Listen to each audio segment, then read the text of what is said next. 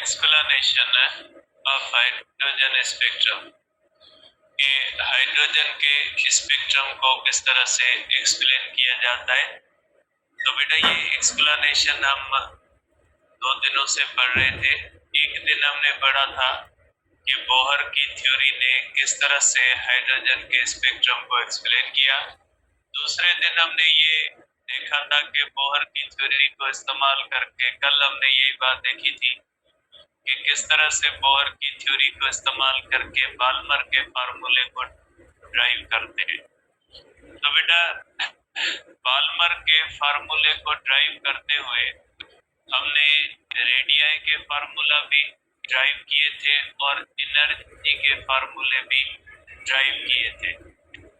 तो बेटा अब हम ये देखते हैं कि एनर्जी जो होती है जिसका हमने कल फार्मूला ड्राइव किया था वो एनर्जी का फार्मूला इस तरह से था। अब पहले हम डिस्कस करते हैं एनर्जी के ऊपर कि हाइड्रोजन के अंदर हमने पढ़ा था कि किसी भी ऑर्बिट के अंदर जो एनर्जी होती है वो होती है me⁴ अपॉन 32, ठीक है, 32 pi square epsilon not square h cut square into 1/n square, ठीक है। अब एनर्जी नेगेटिव है। एनर्जी नेगेटिव का मकसद मैंने आपको पहले भी बताया था कि एनर्जी नेगेटिव का मकसद क्या होता है। Total energy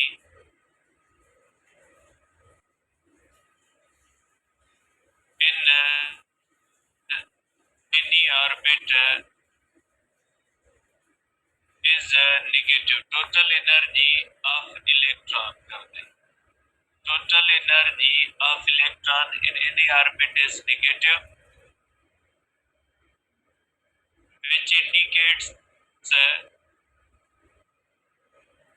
indicates that electron is bounded। Electron जो होता है बेटा बाउंडेड इलेक्ट्रॉन होता है। कल मैंने आपको कहा था बेटा कि जो कोई इलेक्ट्रॉन होता है उसके पास दो एनर्जीज होती है, एक काइनेटिक एनर्जी होती है और दूसरी पोटेंशियल। और पोटेंशियल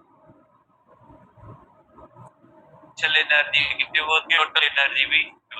यहाँ पे नेगेटिव साइन इस बात को इंडिकेट करती है कि इलेक्ट्रॉन न्यूक्लियस की इलेक्ट्रिक फील्ड के अंदर है और उसकी टोटल एनर्जी नेगेटिव है। मींस इलेक्ट्रॉन जो होता है वो बाउंड है, बाउंडेड इलेक्ट्रॉन है बेटा, ठीक है।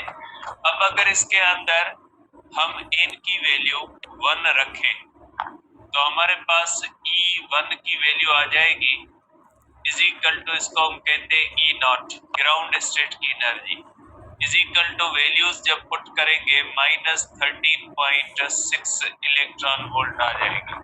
यहाँ पे मास ऑफ इलेक्ट्रॉन चार्ज सब वैल्यूज पुट करेंगे तो फर्स्ट ऑर्बिट के अंदर कितनी एनर्जी आ जाएगी। फर्स्ट ऑर्बिट की एनर्जी -13.6 है।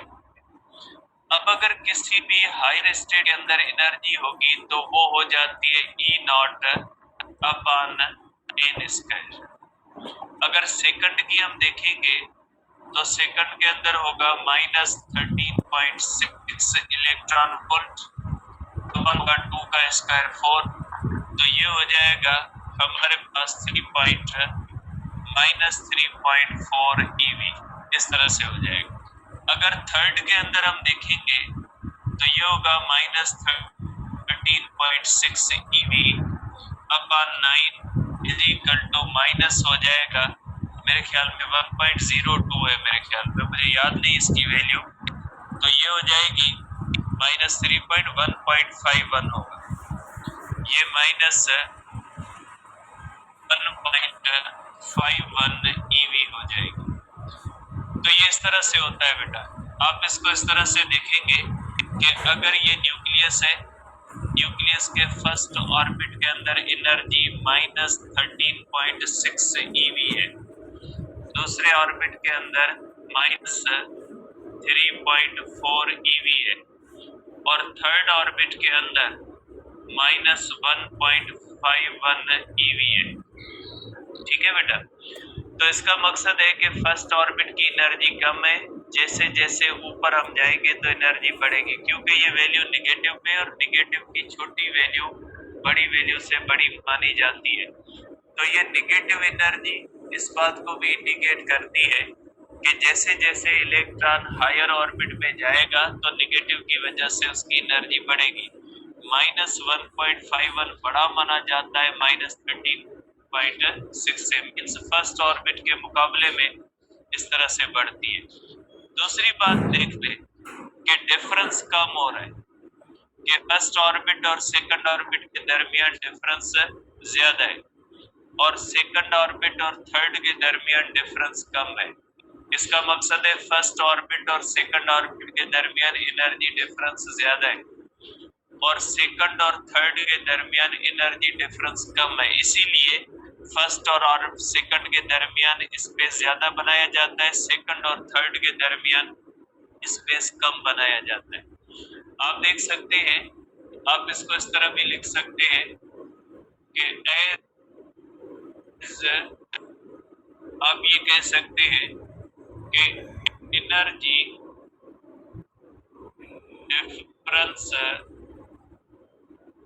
decreases as quantum number increases। Quantum number जो होता है मीन्स ऑर्बिट का जो नंबर होता है वो इंक्रीज होता है। ठीक है बेटा, फर्स्ट ऑर्बिट और सेकंड के दरमियान आप देख सकते हैं कि एनर्जी डिफरेंस जो होता है between first and second is equal to, बेटा सेकंड के अंदर होती है हमारे पास -3.4 eV -13.6 eV is equal to 10.2 eV और डिफरेंस पॉजिटिव होता है बेटा, क्योंकि अगर डिफरेंस पॉजिटिव का मकसद है कि अगर आपने इलेक्ट्रॉन को लोअर ऑर्बिट से हायर तक ले जाना है तो आपको बाहर से एनर्जी देनी पड़ेगी। ठीक है, तो ये डिफरेंस इसका पॉजिटिव का मकसद ये होता है बेटा। Delta E2 is equal to हो जाएगा -1.51 eV -3.4 eV बेटा। तो आप ये करोगे बेटा, तकरीबन जो होगा ये हमारे पास हो जाएगा बेटा इज इक्वल टू 3.4 है बेटा, 3.4 से 1 जाएगा, बाकी 2 बचेगा, 2 में से 0.5 जाएगा बेटा। तकरीबन जो है ये अप्रोक्सीमेटली 1.4 eV आएगा डिफरेंस। ठीक है, तो इस तरह से दोनों के दरमियान जो डिफरेंस है वो तकरीबन जो होता है वो इस तरह से 1.4 से ज्यादा आएगा बेटा। ठीक है, तो ये डिफरेंस जो होता है ये आप ले सकते हैं कि डिफरेंस जो होता है वो उसको इस तरह कर सकते हैं बेटा आप, ये हो जाएगा बेटा 3.4 -1.51, ये होगा 1 बेटा 89 होगा बेटा, 1.89 होगा। इस तरह से हो जाएगा बेटा E/V। तो आप देख सकते हैं बेटा डिफरेंस जो होता है वो कम हो रहा है, डिफरेंस कम हो रहा है मींस एनर्जी का गैप जो होता है वो कम होता है, इसलिए जब ऑर्बिट्स बनाए जाते हैं तो पहले स्पेस ज्यादा रखा जाता है, बाद में स्पेस कम रखा जाता है। और ये डिफरेंस पॉजिटिव का मकसद है कि अगर आप फर्स्ट से सेकंड तक ले जाना चाहते हो तो इतनी एनर्जी दोगे, ठीक है, और अगर सेकंड से आप थर्ड तक ले जाना चाहते हो तो इतनी एनर्जी देनी पड़ेगी आपको। ठीक है, तो आप कह सकते हैं कि बेटा कि ये जो डिफरेंस पॉजिटिव है, डिफरेंस पॉजिटिव का मकसद है कि आपको इतनी जो है वो एनर्जी देनी पड़ती है। व्हेन इलेक्ट्रॉन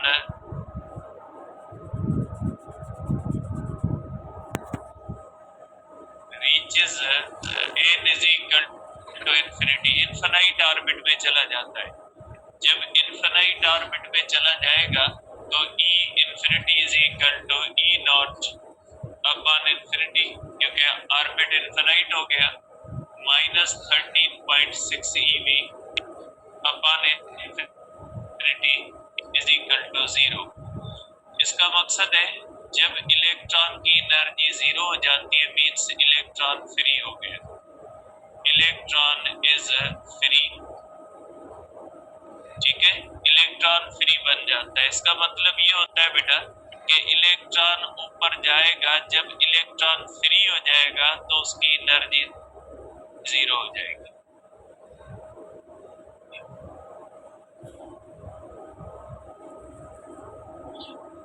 निकल गया। या आप ये भी कह सकते हैं कि अगर एनर्जी ग्रेटर देन 0 है, अगर ग्रेटर देन 0 है मींस पॉजिटिव एनर्जी है, तो भी इलेक्ट्रॉन फ्री है।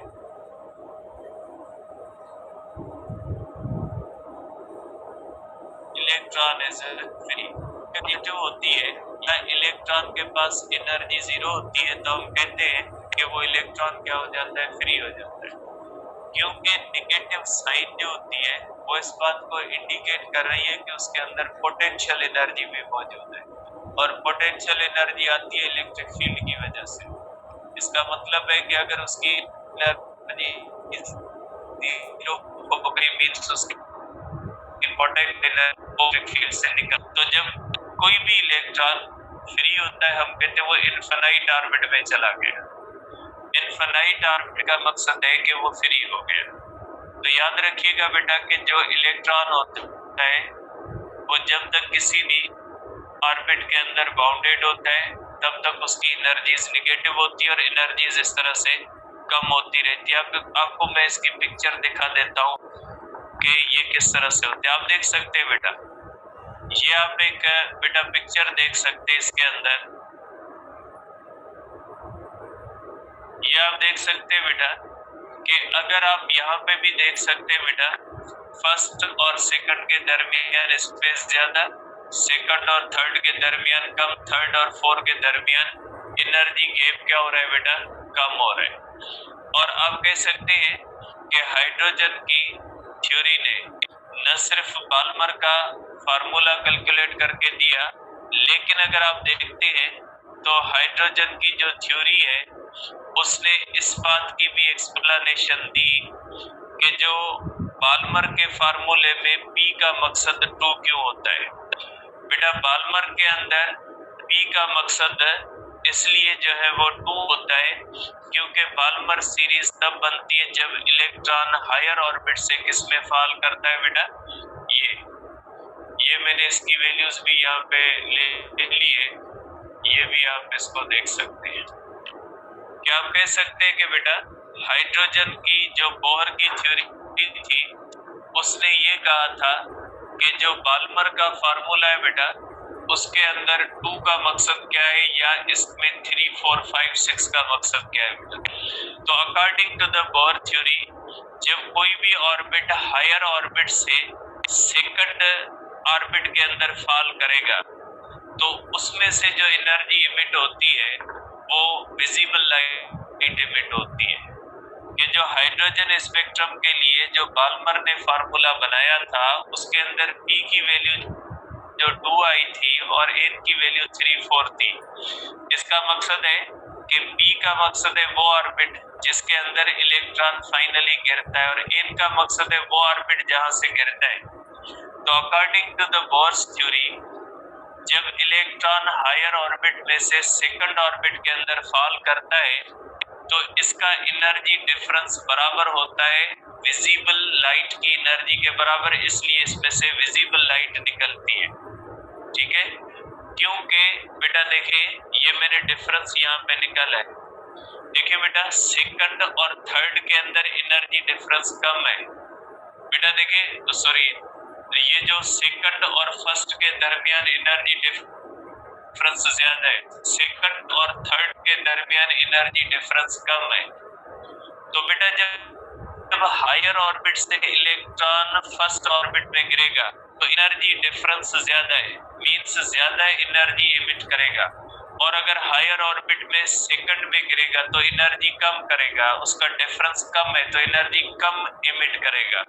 और अगर हायर ऑर्बिट से थर्ड में जाएगा तो एनर्जी और कम होगी, और अगर हायर से फोर्थ में एनर्जी कम होगी, क्योंकि आप देख सकते हैं एनर्जी डिफरेंस कम हो रहा है। इसलिए according to the Bohr's theory, जब हायर ऑर्बिट से फर्स्ट ऑर्बिट में गिरता है इलेक्ट्रॉन तो एनर्जी डिफरेंस ज्यादा होता है, इसलिए उसमें से अल्ट्रावायलेट लाइट इमिट होती है।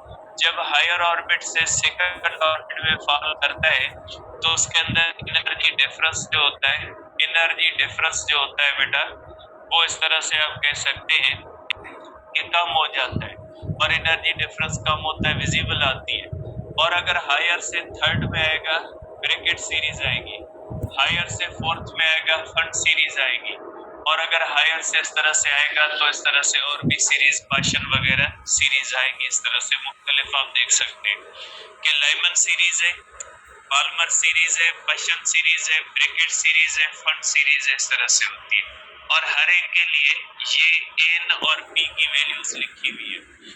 आप कह सकते हैं कि जब हायर से 1 पे आएगा तो लाइमन सीरीज होगी, हायर से 2 में आएगा तो पाल्मर सीरीज होगी, हायर से 3 में आएगा पाशन सीरीज होगी, हायर से फोर्थ में आएगा ब्रैकेट सीरीज होगी, और हायर से अगर फिफ्थ में आएगा तो फंड सीरीज होगी। तो आप इस तरह से कह सकते हैं कि इस तरह से जो है वो हाइड्रोजन के स्पेक्ट्रम को सक्सेसफुली बोहर की थ्योरी ने एक्सप्लेन किया कि एक्चुअली ऑर्बिट्स होते हैं और ये इनर्शियल ट्रांजिशन होती है। इसको हम कहते हैं इनर्शियल ट्रांजिशन, के इलेक्ट्रॉन की इनर्शियल ट्रांजिशन होती है, इसलिए इनर्शियल ट्रांजिशन की वजह से इसके अंदर ये चीज बनती है। ठीक है, अब एक आपको मैं जो है वो वीडियो दिखाता हूँ जिसके अंदर इसका मैकेनिज्म बताया गया है। हाइड्रोजन का देखता हूँ, अगर अवेलेबल है अभी तो दिखाता हूँ, नहीं तो किसी और टाइम पे आपको ये चीज दिखा दूंगा।